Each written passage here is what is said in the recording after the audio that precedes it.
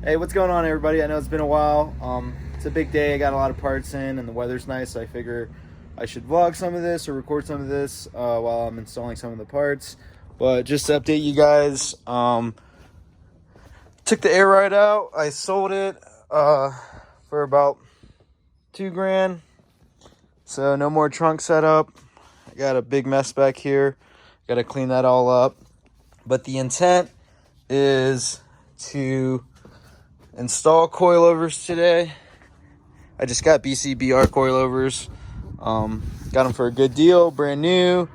I'm going to be installing a 0.82 exhaust housing because right now I'm running a 1.06 and the spool has a lot of lag. So I think with drifting, a smaller exhaust housing would help with that. Next on the list is going to be switching out this oil drain.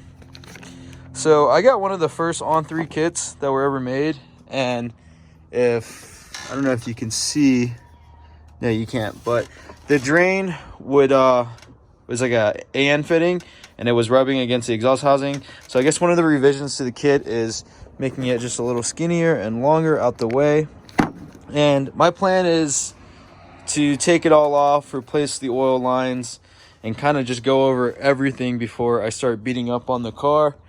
My car is also a 2007, so it didn't come with the factory oil cooler. So I got the other, the oil filter housing with the oil cooler, and then I'm going to be running an aftermarket cooler. I just got an eBay one for now. A lot of people run it. I haven't heard too many bad things about it, but they're just AN fittings. And here's the 25 row cooler.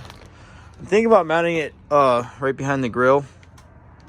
I'm not too sure. Gonna have to figure that one out. Oil filter cooler gasket, oil filter housing gasket, intake manifold gaskets, some other gaskets. So to remove this and replace the housing, you're gonna have to remove the intake manifold, and there's a bolt back here to get to.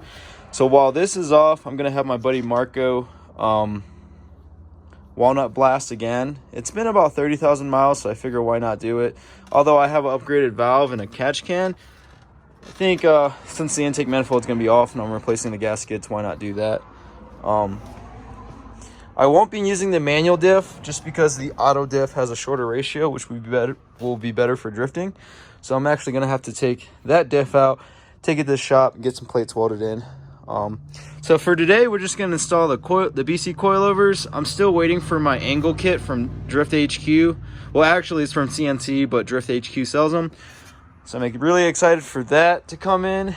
And then for the rear, I got the Seams Legit Garage dual caliper bracket coming in. So I'll be running another caliper right here, the Willwood caliper.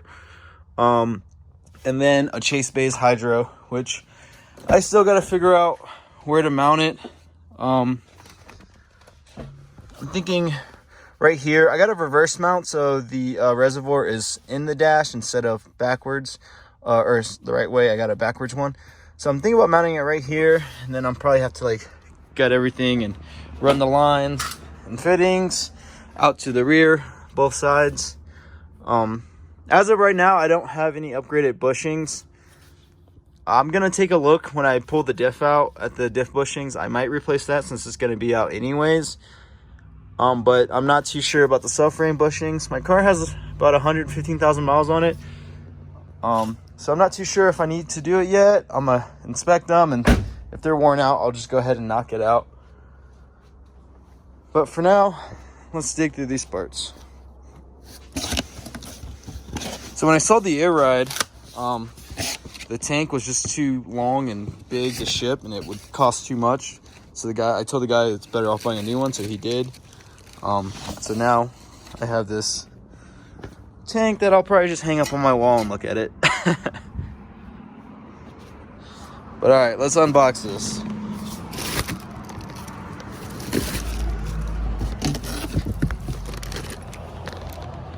Some dampening adjuster extenders, sway bar end links. Actually, I'm just gonna pull everything out, and then I'll turn the camera back on after. All right, here's a quick update. I got the fronts in. Pretty straightforward because I had the suspension already out. And BC Racing gives you sway bar end lengths, so I adjusted those so they can fit. Got the other side in. Just gotta tighten down the top hat bolts and tighten the sway bar end link. And then we're gonna do the rears. The rears are a little more confusing, not so much, but you just have to put certain things a certain way. So the spacers right here goes on top of the spring, spacer on top, and then your OEM bushing, and then the spacer on the bottom, which sits in the control arm. And then this strut will go into the lower control arm, and then up to the top, where in the trunk you have to use your OEM bushing. I have to go to the store and get a magnet because I dropped that bushing that I was talking about and that BC spacer in the most possible spot to get to. So this is like a piece of metal, and then this is like the chassis of the car, so it's like all the way down here. So I gotta go get a magnet. It's kind of frustrating because I have to leave and come back, but it's all good. Other than that, we're making good progress. I'm gonna be installing my factory tow arms just because Airlift provides tow arms that have a curvature to accommodate for the bag. The bushing seems good on it. I don't know, I might upgrade later. The only thing I have in the rear is adjustable camber arm. But be right back. Quick update. So I got the new housing on, the 0.82 housing, and I got the new oil drain on.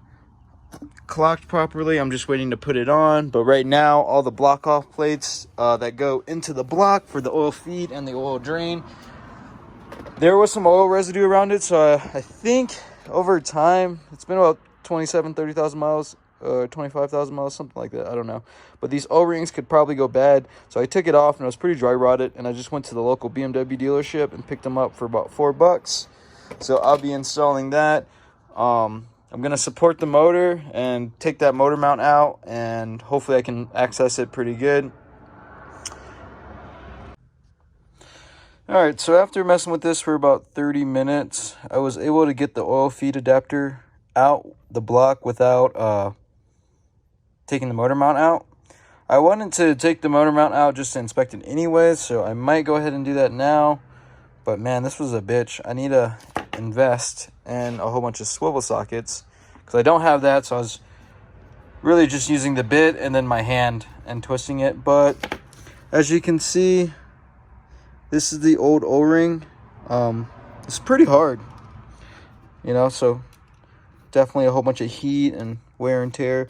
So the new O-ring is in there, nice and soft. And like I said, these are OEM O-rings from BMW. Now I'm unsure if I'm going to take these the block off screw and this adapter off, clean it, and then reattach it with Teflon tape. I might as well since it's out, but I'm kind of unsure if it was leaking from here or actually from here. So got everything out. And then there's one more oil block off to the rear of the block, which that one's pretty easy to get to. Yeah, making good progress.